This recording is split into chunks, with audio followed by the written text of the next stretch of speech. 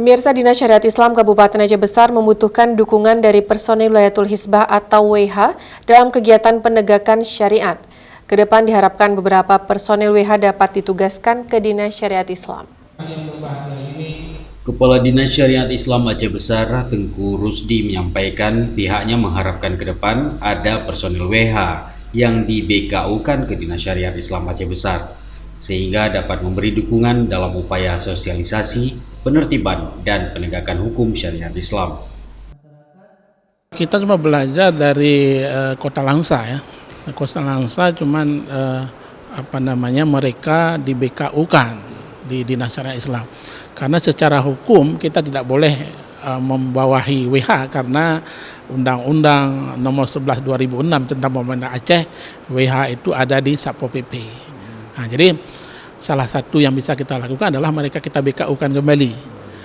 Operasional mereka ada di Dinas Syariat Islam. Ini sudah kita belajar dari Kota Langsa. Mudah-mudahan pimpinan nanti kita lampaikan bahwa untuk bisa mengeluarkan satu keputusan Bupati, WH itu mungkin kalau tidak semua, WH kita hari ini ada 100 orang, mungkin 50 orang itu bisa di BKU-kan di Dinas Syariat Islam. Sementara Kepala Bidang Bina Hukum Dinas Syariat Islam Aceh Besar, Ustadz Zaini, menanggapi pertanyaan santri tentang pembatasan aktivitas keagamaan, khususnya di masjid, karena alasan protokol kesehatan COVID-19.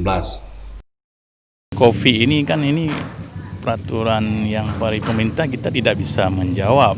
Contohnya seperti memang kadang-kadang dari unsur aparat ini merupakan perintah dari atasan seperti larangan supaya untuk jaga jarak dalam hal ibadah salat misalnya.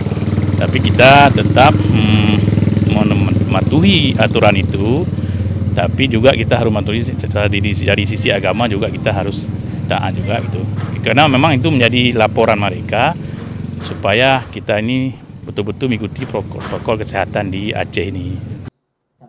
Dalam setiap kegiatan yang dilaksanakan, Dinas Syariat Islam Kabupaten Aceh Besar tetap berupaya melaksanakan protokol kesehatan, khususnya dalam kawasan pesantren dan dayah yang memiliki santri mondok atau menginap. Dari Aceh Besar, Tim Liputan Aceh TV melaporkan.